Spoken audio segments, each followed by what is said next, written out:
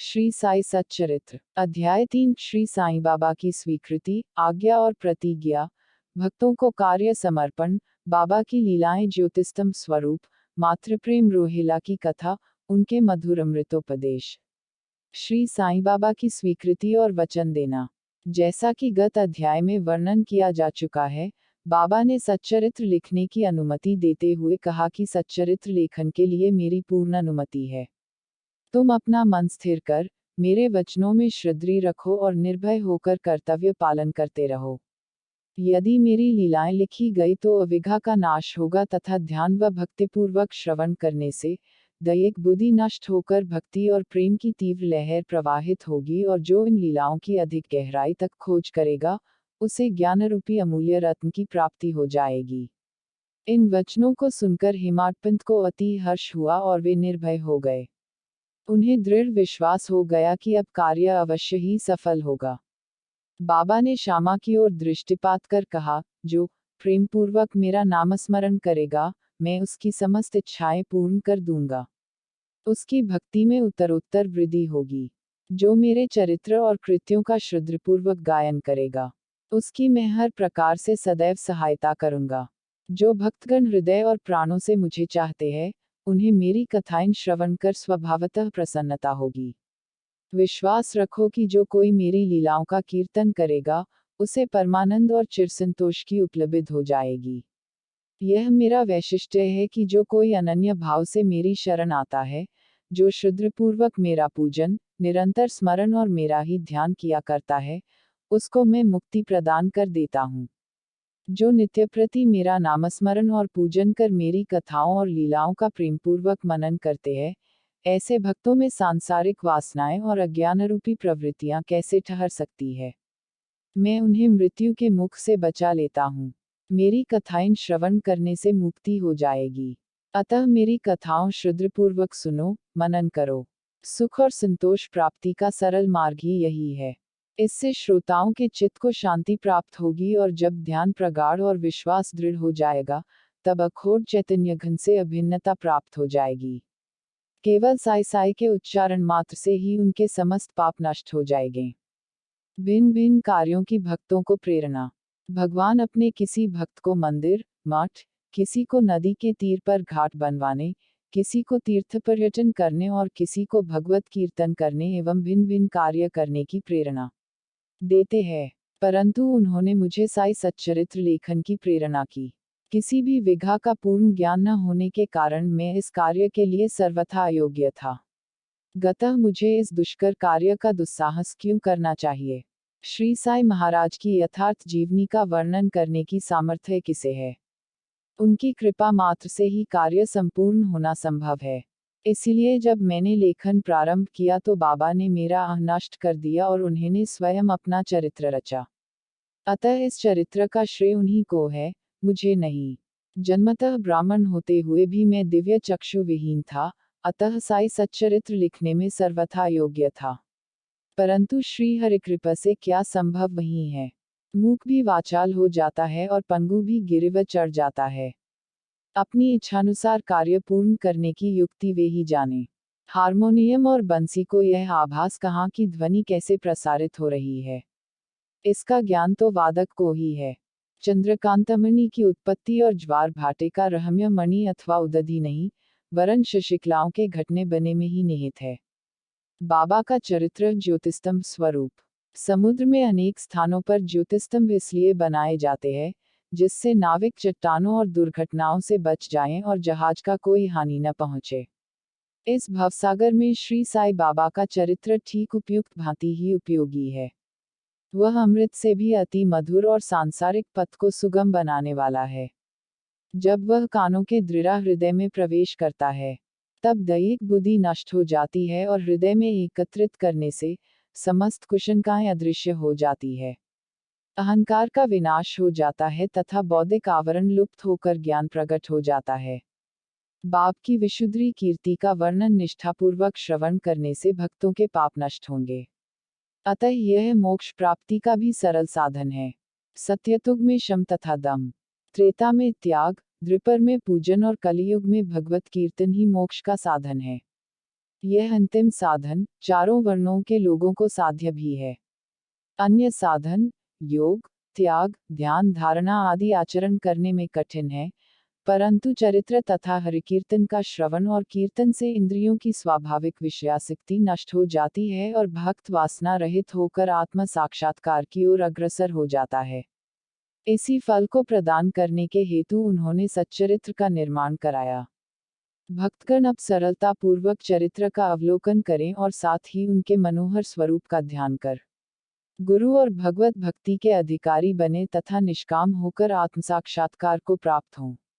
साईं सच्चरित्र का सफलतापूर्वक संपूर्ण होना, यह साईं महिमा ही समझे, हमें तो केवल एक निमित्त मात्र ही बनाया गया है। मातृ प्रेम। गाय का अपने बछड़े पर प्रेम सर्वविदित ही है। उसके स्तन सदैव दुग्ध से पूर्ण रहते हैं और जब भूखा बछड़ा स्तन की ओर दौड़कर आता है तो दुग्ध की धारा स्वतः प्रवाहित होने लगती है। उसी प्रकार माता भी अपने बच्चे की आवश्यकता का पहले से ही ध्यान रखती है और ठीक समय पर स्तनपान कराती है। वह बालक का श्रृंगार उत्तम अड़ंग से करती है, परंतु बालक को इसका कोई भान ही नहीं होता। बालक के सुंदर श्रृंगारारी को देखकर माता के हर्ष का पारावार नहीं रहता। माता का प्रेम विचित्र, असाधारण और निस्वार्थ है, जिसकी कोई उपमा नहीं है। ठीक इसी प्रकार सद्गुरु का प्रेम अपने शिष्य पर होता है। ऐसा ही प्रेम बाबा का मुझ पर था और उदाहरणार्थ वह निम्न प्रकार था। सन 1916 में मैंने नौकरी से अवकाश ग्रहण किया। जो पेंशन मुझे मिलती थी, वह मेरे कुटुंब के निर्वाह के लिए अपर्याप्त थी। उसी वर्ष थी गुरु पूर्णिमा के दिवस में अनाया भक्तों के साथ शिरडी गया। वहां अर्णा चिंचणीकर ने स्वतः ही मेरे लिए बाबा से इस प्रकार प्रार्थना की, इनके ऊपर कृपा करो। जो पेंशन इन्हें मिलती है, वह निर्वाह योग्य नहीं है। कुटुंब में वृद्धि हो रही है। कृपया और कोई नौकरी दिला दीजिए, ताकि इनकी चिंता दूर हो और ये सुखपूर्वक रहें। बाबा ने उत्तर दिया कि इन्हें नौकरी मिल जाएगी, परंतु अब इन्हें मेरी सेवा में ही आनंद लेना चाहिए। इनकी इच्छाएं सदैव पूर्ण होंगी। इन्हें अपना ध्यान मेरी ओर आकर्षित कर अधार्मिक तथा दुष्ट जनों की संगति से दूर रहना चाहिए। इन्हें सबसे दया और नम्रता का बर्ताव और अंतःकरण से मेरी उपासना करनी चाहिए। यदि ये इस प्रकार आचरण कर सके तो नित्यानंद के अधिकारी हो जाएंगे। रोहिला की कथा। यह कथा श्री साईं बाबा के समस्त प्राणियों पर समान प्रेम की सूचक है। एक समय रोहिला जाति का एक मनुष्य शिरडी आया। वह ऊंचा पूरा, सुदृढ़ एवं सुगठित शरीर का था। बाबा के प्रेम से मुग्ध होकर वह शिरडी में ही रहने लगा। वह आठों प्रहर अपनी उच्च और कर्कश ध्वनि में कुरान शरीफ के कलमे पढ़ता और अल्लाहो अकबर के नारे लगाता था। शिरडी के अधिकांश लोग खेतों में दिन भर काम करने के पश्चात जब रात्रि में घर लौटते तो रोहिला की कर्कश पुकारें उनका स्वागत करती है। इस कारण उन्हें रात्रि में विश्राम न मिलता था, जिससे वे अधिक कष्ट असहनीय हो गया। तब उन्होंने बाबा के समीप जाकर रोहिला को मनाकर इस उत्पात को रोकने की प्रार्थना की। बाबा ने उन लोगों की इस प्रार्थना पर ध्यान न दिया। इसके विपरीत गांव वालों को आड़े हाथों लेते हुए बोले कि वे अपने कार्य पर ही ध्यान दें और रोहिला की ओर ध्यान न दें। बाबा ने उनसे कहा कि रोहिला की पत्नी बुरे स्वभाव की है और वह रोहिला को तथा मुझे अधिक कष्ट पहुंचाती है, परंतु वह उसके कलमों के समक्ष उपस्थित होने का साहस करने में असमर्थ है और इसी कारण वह शांति और सुख में है। यथार्थ में रोहिला की कोई पत्नी न थी। बाबा के संकेत केवल कुविचारों की ओर था। अन्य विषयों की अपेक्षा बाबा प्रार्थना और ईशाराधना को महत्व देते थे। अतः उन्होंने रोहिला के पक्ष का समर्थन कर ग्रामवासियों को शांतिपूर्वक थोड़े समय तक उत्पात सहन करने का परामर्श दिया। बाबा के मधुर अमृतोपदेश। एक दिन दोपहर की आरती के पश्चात भक्तगण अपने घरों को लौट रहे थे, तब बाबा ने निम्नलिखित अति सुंदर उपदेश दिया। तुम चाहे कहीं भी रहो, जो इच्छा हो सो करो, परंतु यह सदैव स्मरण रखो कि जो कुछ तुम करते हो, वह सब मुझे ज्ञात है। मैं ही समस्त प्राणियों का प्रभु और घट घट में व्याप्त हूँ। मेरे ही उदर में समस्त जड़ व चेतन प्राणी समाये हुए हैं। मैं ही समस्त ब्रह्मांड का नियंत्रण करता व संचालक हूँ। मैं ही उत्पत्ति व संहार करता हूँ। मेरी भक्ति करने वालों को कोई हानि नहीं पहुँचा सकता। मेरे ध्यान की उपेक्षा करने वाला माया के पाश में फंस जाता है। समस्त जंतु, चींटियां तथा दृश्यमान, परिवर्तनमान और स्थायी विश्व मेरे ही स्वरूप है। इस सुंदर तथा अमूल्य उपदेश को श्रवण कर मैंने तुरंत यह दृढ़ निश्चय कर लिया कि अब भविष्य में अपने गुरु के अतिरिक्त अन्य किसी मानव की सेवा न करूंगा। तुझे नौकरी मिल जाएगी, बाबा के इन वचनों का विचार मेरे मस्तिष्क में बारंबार चक्कर काटने लगा। मुझे विचार आने लगा, क्या सचमुच ऐसा घटित होगा? भविष्य की घटनाओं से स्पष्ट है कि बाबा के वचन सत्य निकले और मुझे अल्पकाल के लिए नौकरी मिल गई। इसके पश्चात मैं स्वतंत्र होकर एकचित्त से जीवन पर्यंत बाबा की ही सेवा करता रहा।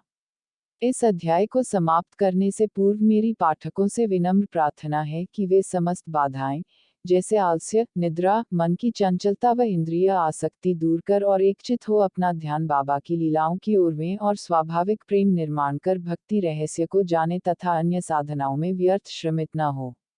उन्हें केवल एक ही सुगम उपाय का पालन करना चाहिए और वह है श्री साईं लीलाओं का श्रवण। इससे उनका अज्ञान नष्ट होकर मोक्ष का दृढ़ खुल जाएगा। जिस प्रकार अनेक स्थानों में भ्रमण करता हुआ भी लोभी पुरुष अपने गड़े हुए धन के लिए सतत चिंतित रहता है, उसी प्रकार श्री साई को अपने हृदय में धारण करो। अगले अध्याय में श्री साई बाबा के शिरडी आगमन का वर्णन होगा। श्री सद्गुरु साईनाथार्पणमस्तु। शुभं भवतु।